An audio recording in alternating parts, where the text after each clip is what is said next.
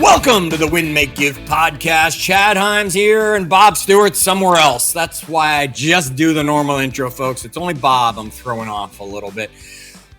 I'm alone, yet I brought company. I always do that. You know that. You don't have to listen to me on a monologue. You're going to actually listen to someone you're going to enjoy listening to a lot more than me just because of the cool accent. Forget everything else. Forget the value he's going to bring.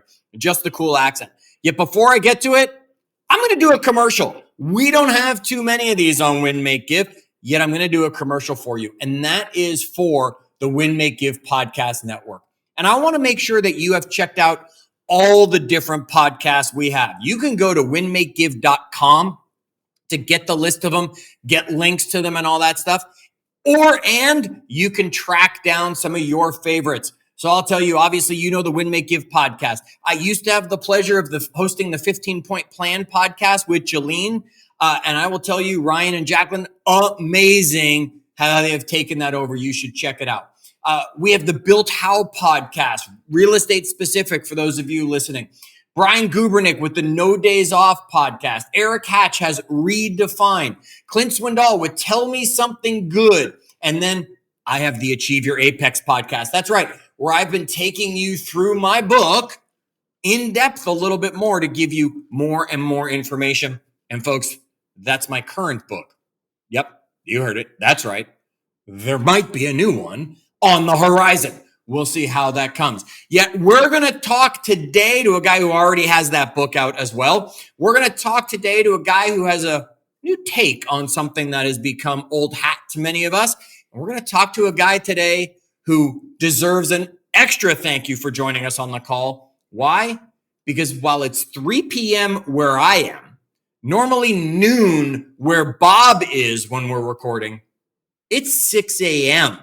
for Manny Fiteni. Did I get that right, Manny? Did I get that right? Manny, yeah, that's good. Okay, good enough. He's giving me. It's 6 a.m. in Manny's world. Manny, where are you that it is currently 6 a.m.? So I'm living in Queensland, Australia. It's like the dream. I think so many of us in America, Canada, the North America, which is where most of our audience is, we've all think, yeah, I want to go live in Australia and all that stuff. Do people in Australia say, I want to go live in Canada or something North American? Yeah, sure. They do. Yeah? I know people have gone there. It goes both ways. All right. So it does go both ways. Maybe one day we'll all just swap and start over. This guy is not there because it was a penal colony. I know that's what started Australia. I don't think that's how Manny and his family ended up there. We'll find out a little bit more through today's episode. Manny, I don't read bios, so please introduce yourself to our audience. Sure. Thanks, Chad. So my name's Manny Fiteni. Give you a bit of a background. My background essentially start off in the corporate world. It was banking and finance and investment. So I started off as a banker, moved my way up through the ranks, and at some stage there was an opportunity to become a financial planner, which didn't exist in banking in those days. So I studied, became a financial planner, and did that for about 6 years. I'd always wanted to get into management, moved across to another larger company within the investment era, and that's where I started my management track, for better words. Moved into that, eventually ended up running a division of a bank later on. And then I ran a mortgage broking arm across several states for, I don't know if it's the largest, it was the largest at one point in regards to Australian mortgage broking, but probably not today. You say states. How many states are there in Australia? Oh God, we have about 2 territories in about 5 states. I'm probably going to get that incorrect, but that's rough. You know better than I do. Don't worry. You can fool me with that. I didn't know that too many other countries use states as you know, Canada has its territories and provinces. Sure. So just, hey, I don't know the way things are happening over here. Maybe Australia will just become the 52nd state. The way he's trying to touted. I don't think that's a real popular one here either. We won't go there anymore. Let's jump over to some other things. You have a history, and that's not what we're here to talk about today. We're here to talk about leadership, high performance specifically. I'm really excited to talk about some of these things. Yet you have a history in financing, you have a history in all that stuff. Tell me, give us a piece of advice that today, even though it's not what you do anymore, you still know what's going on out there. If a friend came up to you and said, I'm looking for some advice, folks, you cannot hold Manny, liable on anything that he gives if you make any investments. But give us a piece of advice for financial freedom that we could create for ourselves that you would share. Okay. Well, I haven't done this for a long time, because financial advice is under regulation, so I can't give financial advice. Sure. I think the thing I learned, look, there's different ways of making money, if that's what your question is how do you make money. I don't, and there's a slow way and there's a fast way. Most people want the fast way, but I don't think there always is a fast way. I really think that the lessons I've learned now at my age is those that are creative, that create something that is what other people want, will earn the most money ultimately if they persist with it. Sure. Okay. Makes sense. So as you can get it, most people listening will have a job. Some people are highly paid in their jobs, but you're always at the whim of whoever you're working for as to how long that job remains, and also your own health. When you create something that other people really want or are really interested in, and it's worth paying for from their perspective at some point, then it creates value. And if it creates enough value, that's going to create more wealth than if you do it a 9 to 5. Okay. Sounds like a good lesson for us all to be reminded of. All right. Now let's jump into the stuff we're going to talk about today, Manny. Sure. One of the things we're going to get the pleasure of talking about is your book. You've got a book, The Mind Congruency Effect, A Path to Transforming Your Life's Direction. Folks, we all need that, right? We all need that. At some point, we needed to change the direction we were going, or we're going to need to change the direction if we haven't gotten there yet. You can get it on Amazon, everybody. You don't have to go to Australian bookstores or anything like that to find it. Just go to Amazon, search for The Mind Congruency Effect, and you'll find it, or search for Manny by name. Manny, give me the top takeaway from the book. Give me the thing that I'm definitely going to get out of this book that's going to make me say, I like hearing that. I got to start reading to hear some more. Okay, let me try to give you an analogy if this helps in some way. So it's we've just had New Year's Day. A lot of people, especially in certain age groups, make a New Year's resolution. You may have done one yourself. I kind of stopped that a long time ago. You're the same as me.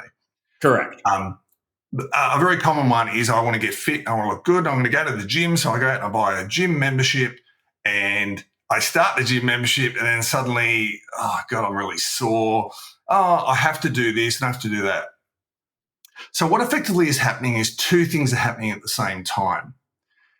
We have a conscious mind and a subconscious. Everybody's aware of that. And that's pretty much recognized by most of science.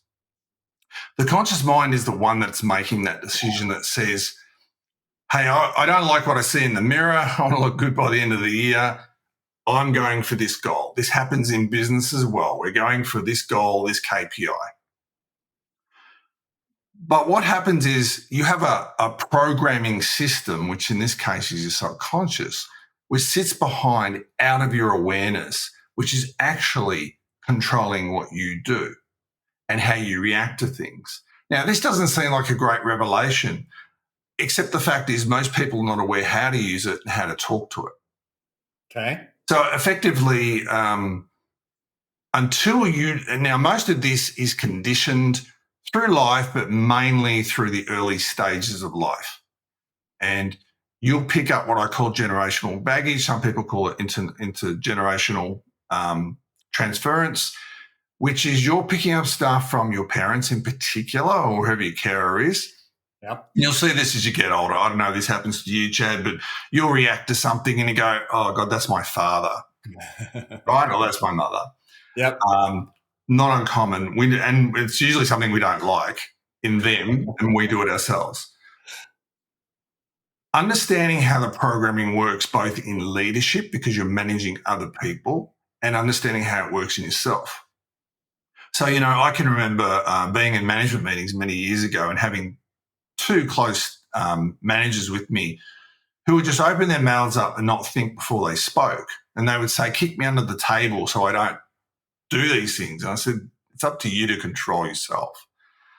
But effectively, it's their conditioning, their programming, and how we operate. Now, you may have heard this term before, but we all operate a little bit like if you think of an aeroplane and it has an autopilot. So you're familiar with an autopilot.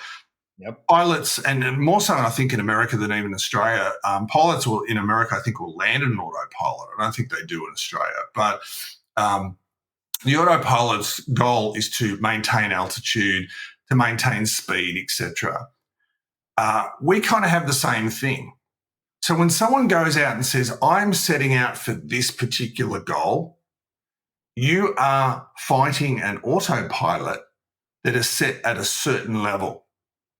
So if you wanted to do better in life and you want to change your life, you might hang around people that are very successful or off their own back, they've done it themselves. But your autopilot at some stage, if it's not set at the same level, will sabotage you. Because your programming is not programmed to be the same. Yep, so I've seen that in friends over the years where they get really excited about something. They go out and they spend a long time researching and they want to go do this or change career. And then after a period, they start to find every reason why it won't work. Yep. Sure. I'm sure you know this. You may do it yourself. A lot of us do. Yep. That is your autopilot saying you are aiming too high. We are to bring you back at the same altitude. And until that changes, your results will stay very similar. Okay. Makes perfect sense, right? My body, not me necessarily, I'm a gym rat, but for a lot of people, my body says, autopilot says, no, I'm comfortable eating these snacks. I'm comfortable sitting my ass on the sofa. I'm comfortable doing all this stuff. I'm not going to keep going to that gym thing that you're attempting to make me do. I get it, as using that analogy you brought up. I think the autopilot's a great one. In an airplane, I've never flown one, yet in an airplane, I imagine I flip a switch, it turns the autopilot off, and I turn the yoke, right? I yank that thing and the plane goes where I want it to go. How do we do that walking around on this earth every single day? Because I don't know where that switch is to turn it off, and I don't know where that yoke is to turn me in a new direction. So I suppose you have to remember the comment that it is past conditioning that you have received. Okay. Now, conditioning changes as we get older. So as you start as a child, you're pretty much pure subconscious.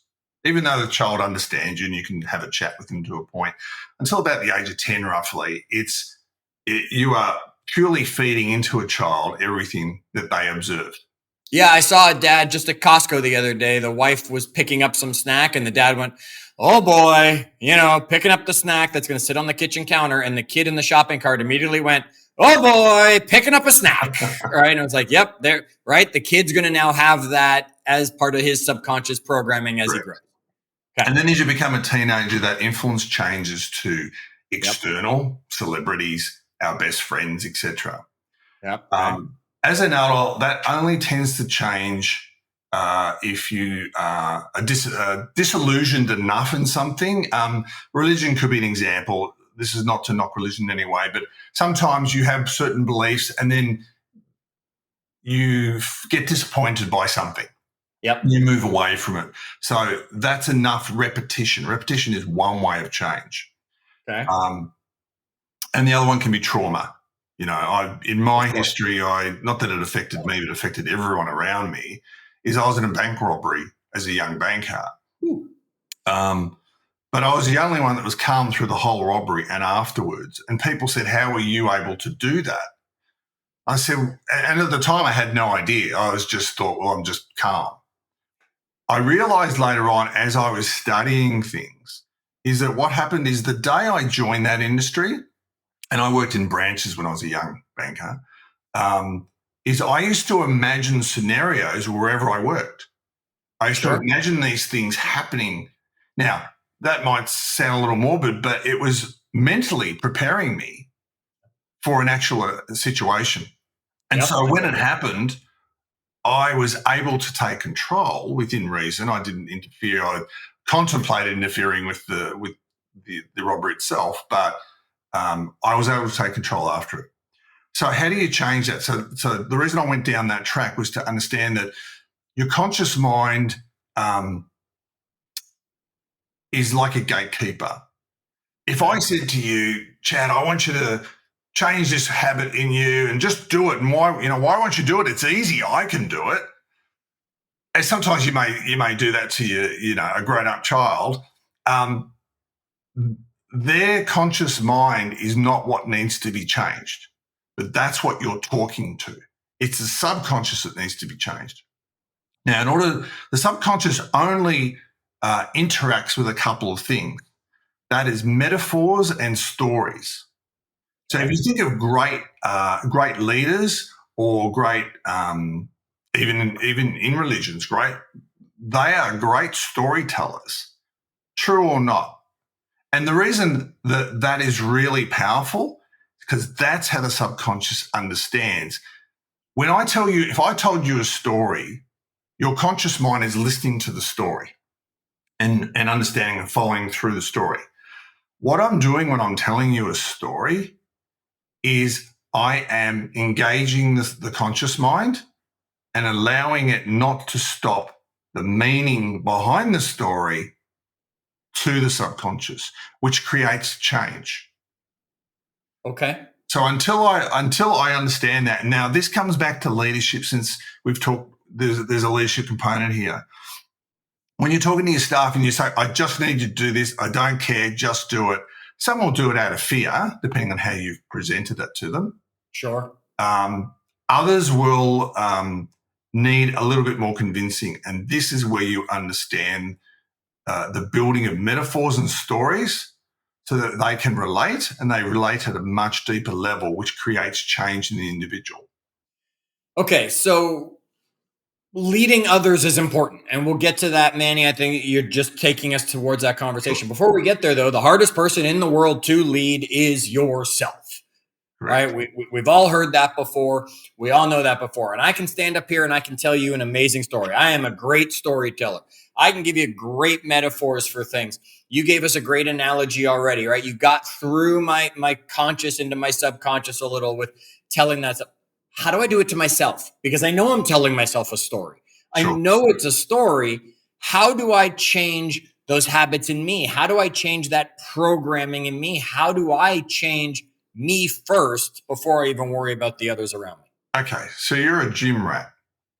Yep. Right? If you're building muscle, would you do that once and then come back in a month's time if you really wanted to build, if muscle is your goal? Yep.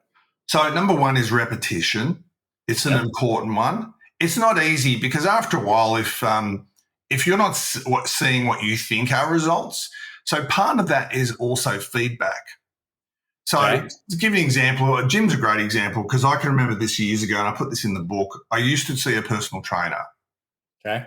And I'd seen one before that who was a great guy, but I didn't get any results.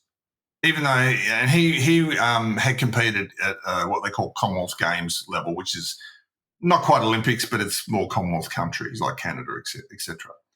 But then I found another guy who had been a bodybuilder.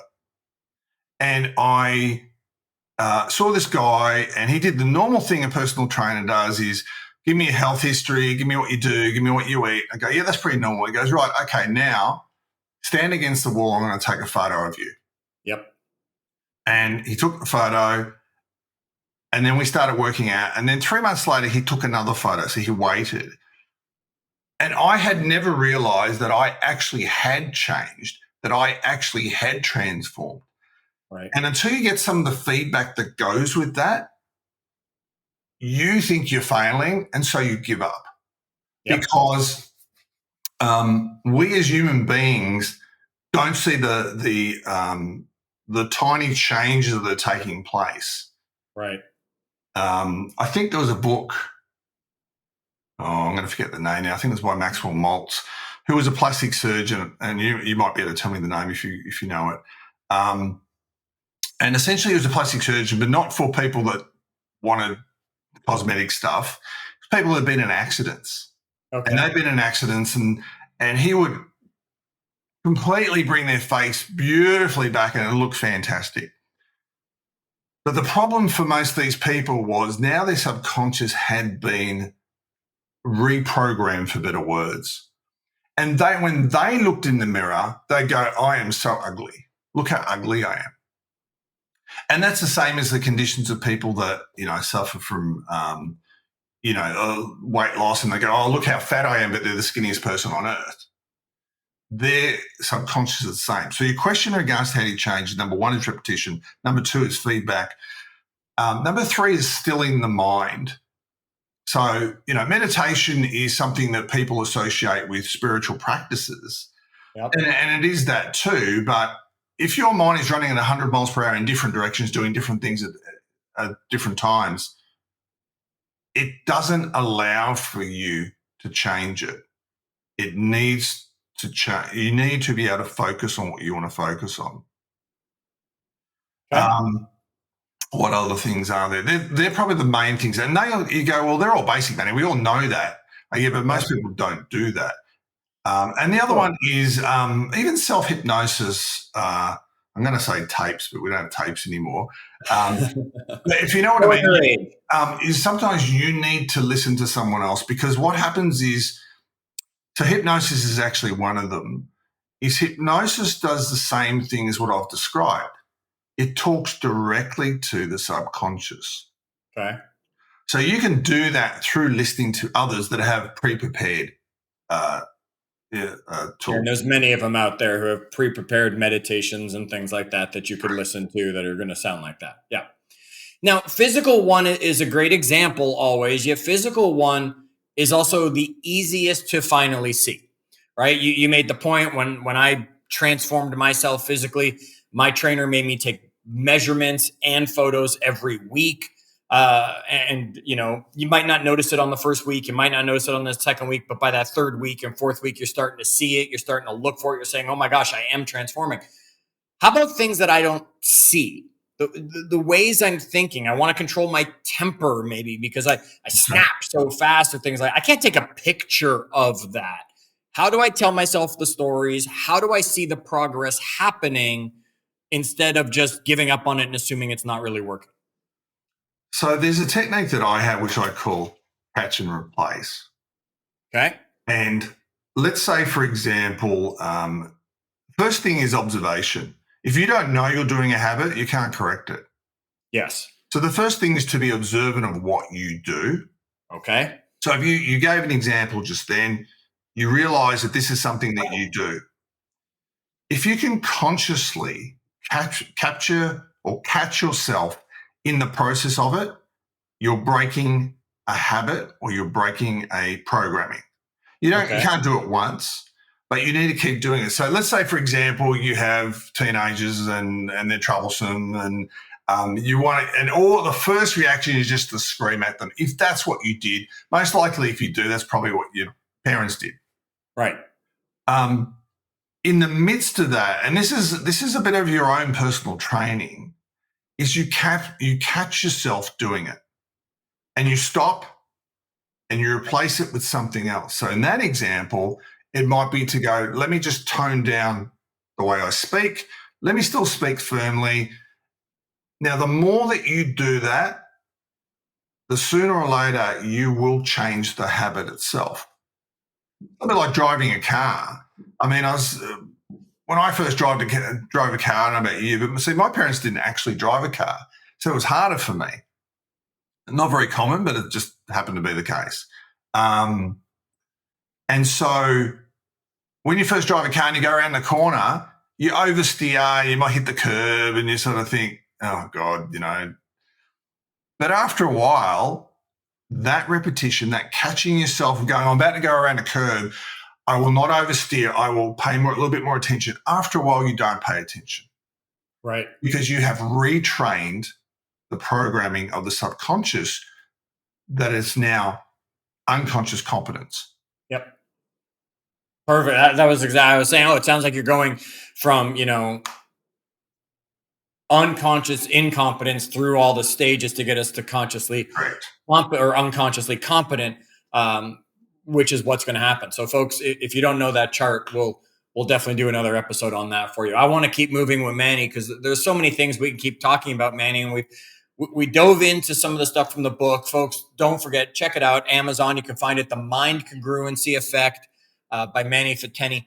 And Manny, you talked about a lot of a lot of development that we do, yet originally when we were bringing it was leadership, right? It was helping others and all that. You said the way to get through to help transform those people, storytelling, metaphors, stuff like that. I know one of the things you talk about a lot is what you refer to as the 3 pillars of high performance teams. So talk to me about the 3 pillars of high performance teams, because we've got a lot of entrepreneurs running teams in whatever industry and form that looks like in their industry on our call, and everybody wants a high performing team.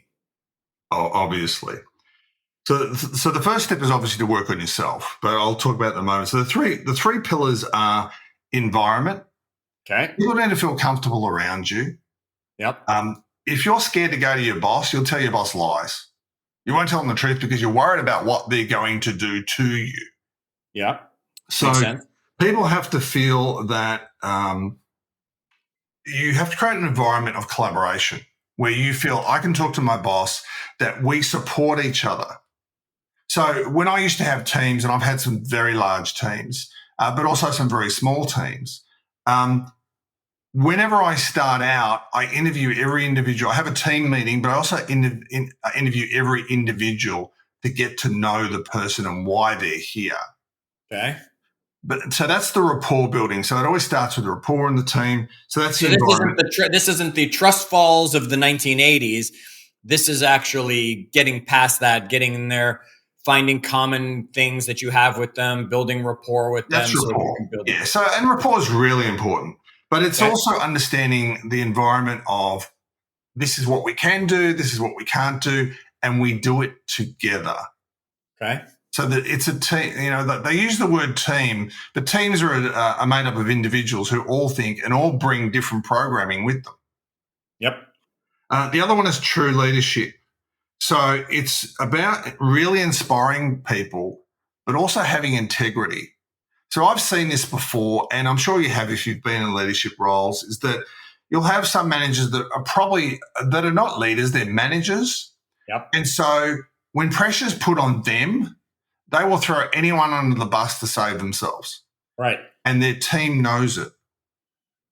And so they don't really have that manager's back either. Makes sense.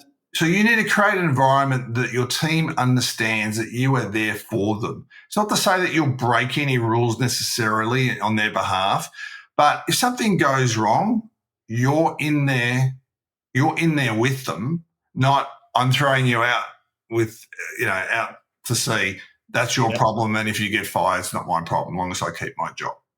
Right. A little more falling on the sword instead of stabbing in the back. Yeah, correct. And I'll talk about if you want traits as well, because the traits of a leader is really important, but I'll do that in a second. And the last one is mind congruency, and 2 components. Number 1 is working on yourself. We've talked about that already, so yeah. So if you've got habits that need to be corrected, then you need to look at that. The same thing applies with your own team. If you're asking someone to aim higher, let's say in a sales environment, then some of them are going to struggle, and you need to know how to work around that to create that congruency so that they aim higher. And I did that with more than one team that were performing poorly when I got them, and then end up being the top or near the top in larger organizations because we changed the way they viewed themselves. So that's the 3 pillars. And sorry, I probably have gone a little bit longer on that one. That's okay. Now, you mentioned in there are some traits that are searched for 11 traits common in a leadership position or something. Let's hear those on your take and what we should be looking for. Okay. So the first one's what I call the power of us. And that's driving a mentality that everything we do is about us as the team. Okay. And the way I think I visualize is I think of it almost as a military unit. Not that we're going to war, but it's a military unit in the sense that, if you're going to war and you knew you were going to die, you help each other, you look out for each other. So that's the power of us as a group. Okay. And the team need to understand that it is us as a group. The next one is team first. So this kind of relates back to what I just talked about before, is when you're making your decisions, you think of not just the direction of the business, but you also think about how it affects individual team members, that decision. Now, that seems to fall by the wayside in a lot of conditions. Now, you're still the manager, you're still the leader, you still make a final decision, but you're not always necessarily making an informed decision. So when I ran a bank financial planning team, it was a new bank within a much larger organisation and a much larger bank. Okay. And so we were still fairly new, and the branches were growing very, very quickly, and we could not keep up because we just didn't have a team of that size being grown at the same size as the branches. And I had to keep moving these people around to try to cover. And I would make a decision because I had like a map on of the state of what I wanted to do with them. And I would ring them and say, look, I'm going to move you here or get you to do this or that. Thoughts before I make this final decision. And I go, Manny, you haven't thought of this. How about that? What if we do that? And I go, you know what? I didn't think of that at all because I wasn't in the field anymore. Right. Okay, so team first. Okay. Mindset, we've talked about understanding how their mindset is, understanding the values that sit within the subconscious. Consult, I've just also touched on, consult with them. I'm sure if you've worked inside a team, you hate it when your organisation or your boss has made a decision that affects you personally and hasn't even spoken to you about it. They've just said, go do it. So consultation is really important. Open door, I talked about, I think, when we first started talking. Active listening is really listening to them. I mean, I see you smiling, so I gather you kind of understand this or relate this, is that a lot of times we hear what people say, but we don't hear what they say. Yep. So it really is true listening. Backing the team is the other one that I talked about. You know, when I worked in some of these roles, especially financial planning, which was very regulated, highly regulated industry in Australia, they occasionally would have issues with their clients. Now, I expect them to learn how to deal with their clients, but there's always somebody who really just needs to speak to someone far more senior. And that would eventually come to me before it would be escalated to a compliance department or a complaints department. To be honest, no complaint ever went beyond me. But you need to back them up if something goes wrong. Now, if they've done something illegal, then obviously that might be a different story. But they need to know that you're in their corner. It's a little bit like if your parent, you did something incorrect, may not even be on purpose, and you're going to get burnt. You want mum or dad behind you. You know, going to be there with you because now you're going to go through these hard things. So backing them is really important. Improvement's another one. You want to give your team this attitude, which I don't see is very common, is to have to keep improving. And that you could introduce things to them. I mean, it could be books, etc. But when you create an environment of a team of they want to be more together, then they become a high-performing team, not a group of individuals. Yep. I've talked about integrity and honesty, which I think is really important. Otherwise, you lose credibility. Yes. One is cut your losses. You've got to know when this person is never going to be engaged. You give time. You give everyone time. I've inherited teams that I would have a manager tell me to fire them 3 people straight away, and I'd say, "Why don't you let me work with them?" And I would, and then these people would end up being rookies of the year for the major corporation because there was something in them, just no one pulled it out.